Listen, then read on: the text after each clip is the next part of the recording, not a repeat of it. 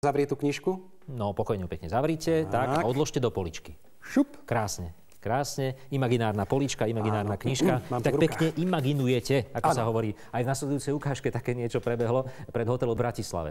Totiž pristavili tam automobil západnej výroby, áno, západnej produkcie, ktorý sa u nás nedal nikde kúpiť. Tam ho pekne vystavili a naši ľudia, chodiaci okolo z práce s igelitkami, si ho mohli tam pozrieť, ale kúpiť si ho nemohli. No? A viete, čo to bolo hlavný zmysel tohto? Čo, aký?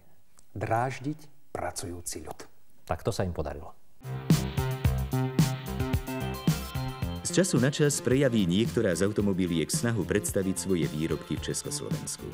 Sériu tlačových besied absolvovali u nás zástupcovia firmy BMW.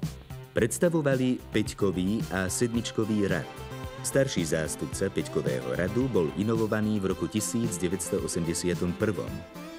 O viac ako 5 rokov mladší je typ najnovšieho 7-čkového radu. Typ 750i s 12-valcovým motorom je považovaný za najmodernejšie vozidlo automobilky. V oboch prípadoch sú to autá patriace do vysokej cenovej kategórie. Ako uviedol zástupca firmy, myslia na budúcnosť a ich snahou je dostať sa aj na náš trh. Jedna z možností by bola, aby sme dodávali pre automobilku BMW niektoré súčiastky, čím by sa vytvorili možnosti na dovoz týchto vozidiel. Jedna vec je istá. Nad takýmito výrobkami sa poteší srdce každého motoristu.